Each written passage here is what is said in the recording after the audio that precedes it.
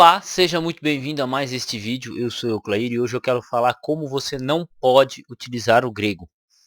Então, vai se inscrevendo no canal aqui, acompanhe esse vídeo até o final. Na página inicial e na descrição desse vídeo você encontra um curso de teologia. E caso você queira conversar comigo, trocar uma ideia, meu telefone se encontra no meu Facebook. Página inicial do canal estará o link, tá? Também no meu Instagram. E vamos a mais este vídeo. Eu tava aqui sentado de boa tentando achar um tema para vídeo e daqui a pouco eu começo a ouvir um cara falando em grego no meio de uma live dele ao vivo ali. Minha esposa tá acompanhando uma pessoa, um cidadão. E tipo, o cara ele simplesmente tá pegando o texto e lendo e falando, né, as palavras que aparecem. Está usando o interlinear inclusive da Sociedade Bíblica do Brasil. Eu não tenho nada contra isso. Mas, tipo, o cara ele tá fazendo isso só pra dizer assim, eu leio grego. E isso é um erro tremendo que a pessoa pode cometer. Por quê? Você só vai... O conhecimento do grego ele é uso instrumental. Como assim instrumental? Ele é uma... Você tem que usar o grego como uma ferramenta de pesquisa. E o que acontece? Então, quando a gente pega o Novo Testamento, por exemplo, a língua original, eu acho que uns 98, 95% do que está lá é como está no português. A nuance é como está no português. Talvez menos que 5%, talvez menos que 5% do Novo Testamento sejam palavras-chave que são essenciais para a compreensão do texto. E que elas podem ter múltiplos significados e que, ou dependendo do contexto, elas vão ter uma aplicação mais profunda. Então, como que eu posso colocar aqui um exemplo aqui que eu sempre dou? Vamos pegar uma palavra lá, 1 Coríntios 15, 21. Tagma, ela aparece lá. Cada um segundo a sua própria ordem, por exemplo. Você tem a palavra tagma. A palavra tagma ela é interessante ser citada, por exemplo, num vídeo como esse aqui, porque ela só ocorre uma vez no Novo Testamento. E ela é traduzida como ordem. Só que a ordem que está ali não é ordem cronológica, 1, 2, 3, 4, assim, ordem de primazia, 1, 2, 3, 4, 5, mas é ordem no sentido de grupo, é ordem no sentido de a ordem dos franciscanos, a ordem dos jesuítas, a ordem dos budistas, entendeu? A ordem dos advogados, né? A ordem no sentido de grupo, de coletivo, é essa a ideia de tagma ali em 1 Coríntios, né? Capítulo 15, versos 21, 22 e 23. Cada um segundo o seu grupo, segundo a sua ordem, né? E não segundo a sua ordem, sua vez de chegada. Então, por exemplo, essa palavra ela é interessante eu citar aqui e explicá-la. Por quê? Porque ela só ocorre uma vez. Porque a palavra ordem ela pode gerar confusão nas pessoas. Inclusive, dependendo da discussão teológica que você esteja fazendo. Então, por exemplo, tagma, eu preciso parar e explicar e trazer toda uma definição para você. Agora, eu preciso pegar Mateus capítulo 1, Biblos, Geneseus, Jesus, Cristo, Ruiu, Abraão, David, Abraão. Eu não preciso pegar a genealogia de Jesus aqui e ficar lendo para vocês. Porque a genealogia de Jesus ela é algo simples. O que eu posso comentar, por exemplo, dentro do capítulo 1 de Mateus, por exemplo, ali das genealogias, é enfatizar os números, é enfatizar por que alguns nomes estão ali, né? Sabe? Comentar uma variante textual que pode ter, que tem dentro ali de como algum nome ou outro é formatado. Então, isso é uma aplicação madura, correta de como usar o grego. Agora, fazer igual algumas pessoas fazem, que é pega o texto, lê o texto e só fala aquilo que o texto mesmo diz em português, essa pessoa ela só está querendo se aparecer. Se ela não está explicando as palavras-chave, se ela não está fazendo uma análise sintática, meu amigo, se ela não está fazendo uma análise de relação de palavras, né? Porque você pode ter 5 palavras, Mas como essas palavras estão relacionadas, aí pode dar um fator teológico, aí tudo bem. Mas isso aí é coisa para outra hora.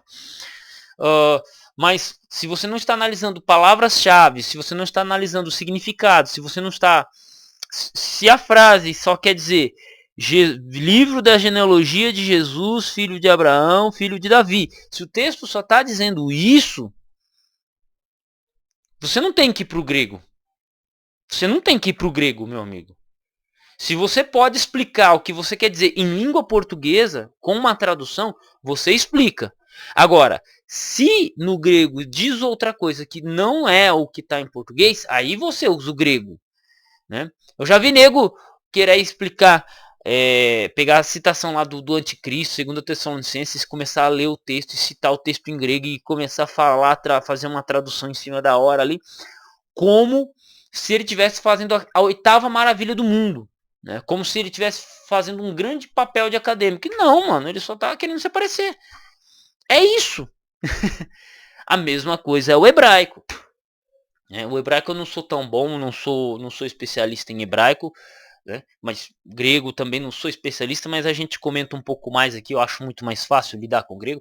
Mas eu trombo com muita gente desse jeito, que gosta de ficar lendo o texto grego para querer se aparecer. Porra, eu vejo um monte de gente querendo fazer isso, um monte não, mas comum entre alguns certos apologistas e apresentadores de internet. Não que eu não seja um deles, né? Mas é muito comum entre nós youtubers assim, o cara querer se aparecer e dizer, eu sei grego. Não, se você sabe grego, beleza. Só que o que conta, ou o que vale, ou o que edifica, melhor, o que edifica as pessoas é a sua explicação sobre as palavras-chave e os termos difíceis. Então, por exemplo, tem um texto, acho que é Lucas 18 ou Lucas 16, né? A lei e os profetas vigoraram até João. Por exemplo, a palavra vigoraram, duraram, não tem no original. É a lei e os profetas até João, como está na Bíblia de Jerusalém. Né? Então, assim, nesse caso, você precisa ir no grego. Nesse caso, é legal você se deter no texto. Agora, ficar se detendo em Mateus capítulo 1, por exemplo, ou ficar se detendo em João capítulo 14, João capítulo 12. Não, só estou citando capítulos aqui aleatoriamente, né? Você ficar se fixando em capítulos que o próprio texto se explica em língua portuguesa e que estão muito bem traduzidos, eu acho que assim, é mais querer, é mais usar o estilo, é mais querer parecer um pavão de conhecimento do que aplicá-lo de fato. Vocês podem ver que eu não fico de frescura aqui, né? De, o termo grego, não. Quando eu preciso, eu cito, explico, porque esse é o espírito da coisa, é isso que importa no texto, não é o que importa no estudo do grego. Não é você dizer que sabe ler grego. Ler grego, qualquer pessoa que estudar comigo 1 hora, fazer o alfabeto, juntar o beta com alfa, fazer Bá, já sabe ler grego. 2 horinhas a pessoa aprende a ler grego e ela pode fazer isso que qualquer um está fazendo na internet. Né? Agora, analisar as palavras profundamente, analisar o seu significado, fazer um estudo semântico sério, fazer um estudo maduro sobre o termo grego ali, aí é outros 500. Então, eu peço que vocês evitem esse erro, né? Vocês que são públicos do canal aqui, por favor, evitem isso. Né? Se puder usar sua tradução em português, usa, seja ela qual for. Mas quando o grego for necessário, aí você utiliza. Agora o pessoal gosta de ficar gastando grego à toa só pra dizer que sabe. Porra, mano. É uma vontade de querer se aparecer absurda, sabe?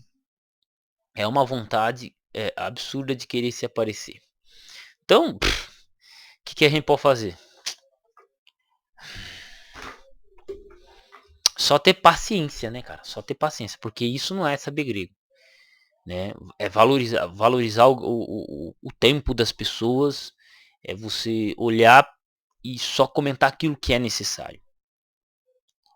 É isso. Um abraço, tamo junto no campo de batalha.